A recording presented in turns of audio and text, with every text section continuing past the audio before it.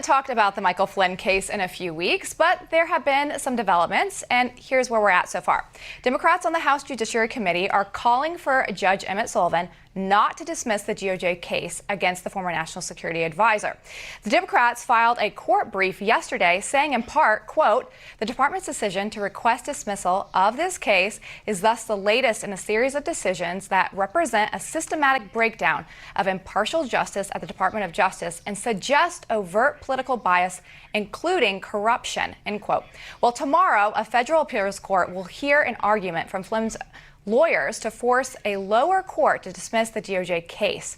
Well, joining us now is Fleitz, president for the Center for Security Policy and former National Security Chief of Staff for the Trump administration. Well, Fred, welcome to the show. Hey, Lindsay, good to be here. All right. Well, I want to ask you a question.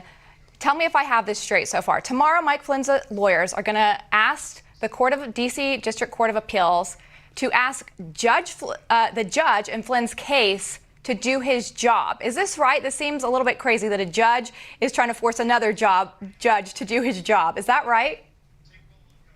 It's even crazier than that. Now, the Justice Department, with good reason, said you have to throw out the Flynn case. We have the notes where the FBI conspired to get him in a perjury trap. We know intelligence was leaked to smear him. We know the FBI notes say there was nothing there, that he didn't lie. But Sullivan refused to accept that, called in a strongly anti-Trump judge to write a friend of the court brief to explain why the case shouldn't be thrown out. So the Justice Department did the right thing. They're going to the Court of Appeals to say, look, just tell Judge Sullivan to do his job and throw out this fraudulent case against General Mike Flynn. It's interesting, because in that filing that Flynn's lawyers sent to the court, they note that 20% of people who have been exonerated pled guilty in the first place, meaning that they got jammed to plead guilty, which is kind of what the argument from the other side is. Well, he pled guilty. Well, yeah, because they jammed him.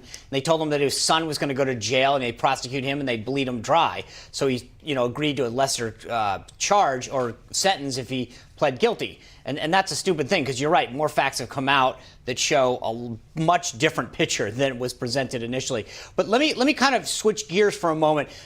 Fred, when I was on the transition with President Trump on January 5th, we had this private briefing from the intelligence community. They came in at the end of it. Director Comey of the FBI pulls the president aside and says, I want to tell you about this 2-page annex to the intelligence report that we're sharing with you on Russian interference in the election. Well, that annex was a synopsis of the Steele dossier, right? And we have now found out, because the director of national intelligence has unclassified that document, that in fact the only reason it was in there, that was unverified, we all know that, but the only reason it was there is because Comey and McCabe insisted that it get put part of this.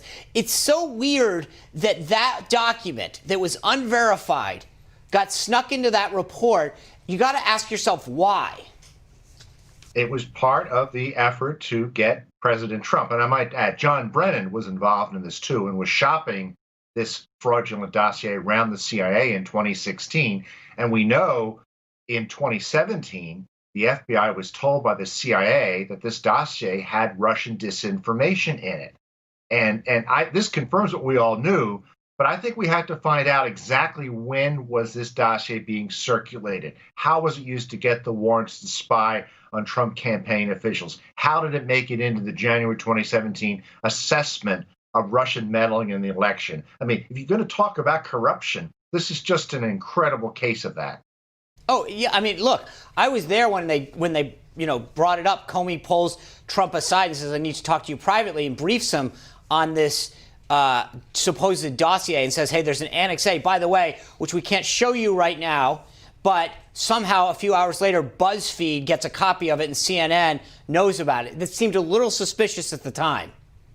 And they didn't tell the president the origins. They didn't tell him that the DNC was financing it. They did not tell the president that there was an ongoing investigation of General Flynn. They didn't tell the president that there were FISA warrants against members of his campaign. You see, under the principle of the peaceful transfer of power, the outgoing administration tells the new administration everything, all the investigations, diplomatic talks, to give them the keys to the offices. I imagine you got your keys to the office around that time, Sean.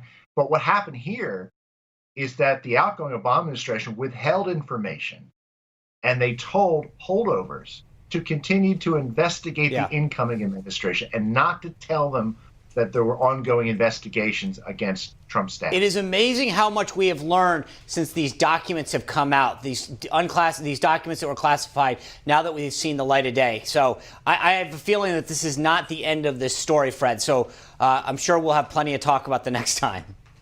Rick Grinnell. That's right. And John Radcliffe. Thank you. Have a great one. All right, well, coming up, it's time to lighten things up a little bit. Benny Johnson is here with our meme of the week. That's next.